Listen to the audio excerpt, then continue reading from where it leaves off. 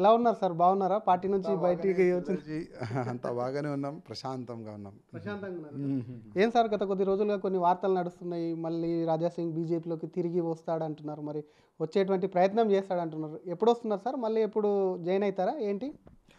ఇప్పుడు నేను పార్టీకి రాజీనామా ఇచ్చే ముందు చాలా వరకు ఆలోచన చేసి రాజీనామా ఇచ్చినాను.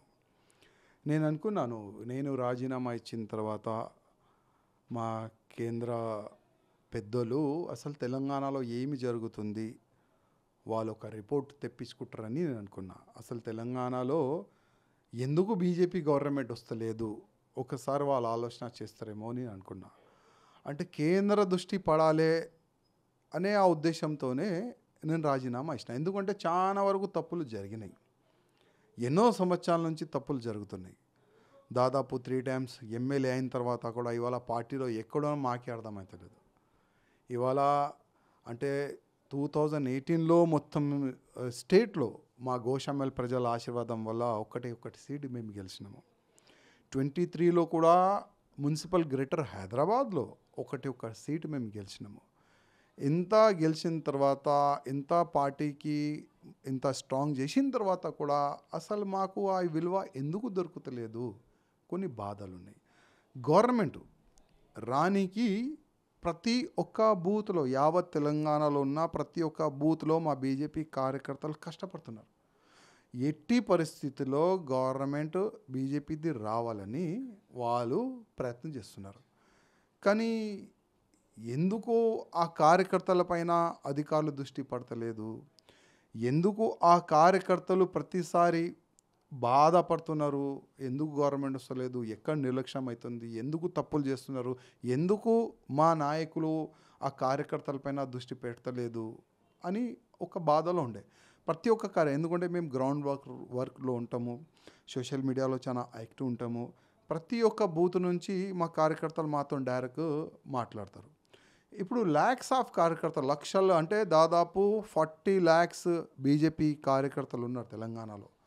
వాళ్ళు అందరిది ఒక గొంతు నేనే కావాలని, వాళ్ళందరి బాధలు మా కేంద్ర పెద్దోళ్ళకి చెప్పాలని అన్ని ఆలోచన చేసిన తర్వాతనే నేను పార్టీకి రాజీనామా ఇచ్చినాను. నేను అనుకున్నా ఇవాళ లేకపోతే రేపు మా కేంద్ర అధికారులు నాకు పిలిచి అసలు ఎందుకు ఇచ్చినావు రాజీనామా అడుగుతారు అనుకున్నా. కానీ వాళ్ళు చాలా బిజీ ఉంటారు. ఎందుకంటే యావత్ భారతదేశానికి వాళ్ళు ముందుకు తీసుకొని వెళ్ళాలి అంటే చాలా బాధ్యతలు వాళ్ళకు ఉండే. ఓకే, తెలంగాణ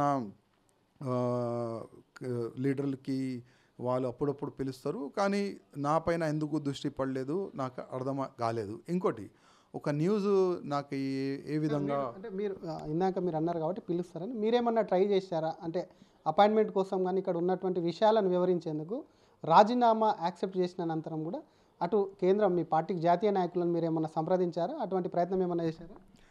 నేను మొన్న అమిత్ షా గారు బేగంపేట్ ఎయిర్పోర్టులో వచ్చినారు. అరవింద్ ధర్మపురి గారు నాన్నగారి స్టాచ్యూ ఇనాగరేషన్కి నిజామాబాద్కి వాళ్ళు ప్రోగ్రాం పెట్టుకున్నారు. నిజామాబాద్కి వెళ్ళాలనుకున్నాము, కానీ మళ్ళీ పార్టీ నుంచి ఆదేశం వచ్చింది, ఏ నాయకులు ఎక్కడున్నారు అక్కడనే ఉండాలి, కొంతమంది నాయకులు బేగంపేట్ ఎయిర్పోర్ట్కే ఉండాలి, అక్కడనే అమిత్ షా గారికి రిసీవింగ్ చేయాలి, ఎవరు కూడా నిజామాబాద్ రావద్దని ఇట్లా ఆదేశం వచ్చిన తర్వాత బేగంపేట్ ఎయిర్పోర్ట్ వెళ్ళిన తర్వాత అమిత్ షా గారు వచ్చిన తర్వాత నేనే రిక్వెస్ట్ చేసిన, సరే ఇట్లా చాలా బాధలు ఉన్నా సార్, చాలా ప్రాబ్లం నడుస్తుంది తెలంగాణలో. అమిత్ షా చెప్పారు విషయం. అమిత్ షా గారికి చెప్పిన, అంటే జస్ట్ ఒక 5 to 10 seconds నాకు అవకాశం దొరికింది. సార్ ఇట్లా చాలా బాధలో ఉన్నా సార్, ప్రాబ్లం ఉంది, నేను మీతోని కలవాలనుకుంటాను అంటే, ఓకే రాజసింగ్ నేను ఢిల్లీకి పిలుస్తానని అమిత్ షా గారు అప్పుడే నాకు హామీ ఇచ్చినారు. దాని తర్వాత కొన్ని చాలా వరకు ఇష్యూస్ అక్కడిక్కడ జరిగింది, ఆ రాష్ట్రంలో ఈ రాష్ట్రంలో, అక్కడ అమిత్ షా గారు బిజీ అయిపోయినారు అనుకుంటా. దాని తర్వాత తెలంగాణలో ఏం ఇష్యూ జరిగింది అందరికీ తెలుసు. ఇమీడియట్గా నైట్ అధ్యక్ష వారు ఎవరు కావాలి వాళ్ళు డిసైడ్ చేసుకున్నారు. నెక్స్ట్ కూడా అధ్యక్ష వారు ఎవరు కావాలి వాళ్ళు డిసైడ్ కూడా చేసి డిక్లేర్ కూడా చేసుకున్నారు. ఈ విధంగా జరిగింది. దాని తర్వాత అయితే అందరికీ తెలుసు. మీరు కౌన్సిల్ మెంబర్స్ లేరు, వాళ్ళని బెదిరించారు అని మీరు ఆరోపణ చేశారు. మీరు వచ్చాక వాళ్ళు చెప్పేది ఏంటంటే, ఒక 10 మంది కౌన్సిల్ మెంబర్ను రాజాసింగ్ తీసుకోలేక పార్టీ పైన నిందలేశారు, ఆయన ఎవరు కూడా నామినేషన్ వేస్తామంటే ఆపలేదే అని చెప్పి కూడా మీ మీద పార్టీ కొన్ని ఆరోపణలు చేసింది. వాటికి ఏం సమాధానం? ఇప్పుడు దాని గురించి ఏం చెప్పాలంటే, దాదాపు 12 మంది కౌన్సిలింగ్ మెంబర్ని మేము జమ చేసినాం స్టేట్ ఆఫీస్లో. చాలా వరకు మా బీజేపీ నాయకులు కూడా వాళ్ళు ఎంబడే ఉండే. కానీ కొంతమంది ఎట్లా ఉన్నారంటే వాళ్ళకి తెలిసిపోయింది, అరే భయ్ 12 మంది రాయసింగ్కి సపోర్ట్గా కొంతమంది నిలబెట్టారు. ఎందుకంటే ఆ 12 మందికి తెలియదు కదా, వీళ్ళు ఆల్రెడీ డిసైడ్ చేసినారు రాయసింగ్కి సపోర్ట్ చేయకూడదు అని ఆల్రెడీ కొంతమంది అనుకున్నారని. ఆ 12 మంది వాళ్ళకి తెలియదు. ఇమ్మీడియట్గా నా ఎంబడి నా సపోర్ట్గా ఒక 12 మంది వచ్చినారని వాళ్ళకి తెలిసిన తర్వాత ఇమ్మీడియట్గా దాంట్లోకి నుంచి ఒక 8 మెంబర్స్ని వాళ్ళు పైకి ఆ మీటింగ్ పిలుస్తున్నారు, సార్ పిలవండి అని పైన వాళ్ళకి లాక్ చేసినారు, జామ్ చేసినారు. మళ్ళీ వాళ్ళకి ఫోన్ మొత్తం సైలెంట్ పెట్టమని సైలెంట్ పెట్టినారు. మళ్ళీ మేము పిలవడానికి వాళ్ళకి ప్రయత్నం చేస్తే వాళ్ళకి ఆల్రెడీ వాళ్ళు వార్నింగ్ ఇచ్చేసినారు, ఎవరు కూడా పోదు, రాయసింగ్ సపోర్ట్ చేయకూడదు, ఆల్రెడీ యునానిమస్గా ప్రెసిడెంట్ చేయాలని మేము డిసైడ్ అయిపోయినాం. వాళ్ళు కింద రాలే. ఇది జరిగింది. ఇది నేను అది విషయం కూడా చెప్పిన, భయ్ ఒకవేళ అందరికీ అవకాశం ఇవ్వాలి కదా. ఇప్పుడు నేను కాదు, ఈటెల గారు కాదు, అరవింద్ గారు కాదు, మా రఘుబాయి కాదు, చాలా మంది తెలంగాణకి ప్రెసిడెంట్ కావాలి అందరు కూడా ప్రయత్నం చేసినారు. అందరికీ అవకాశం ఇవ్వాలి. నేనైతే చాలా అంటే నా మనసులో ఉన్న వ్యక్తిగతంగా ఒక మాట అన్నా, భయ్ బూత్ లెవెల్గా మీరు పోలింగ్ ఒక సిస్టమ్ చేయండి, ఎవరు తెలంగాణకి ప్రెసిడెంట్ కావాలని ఆ సిస్టమ్ చేయండి.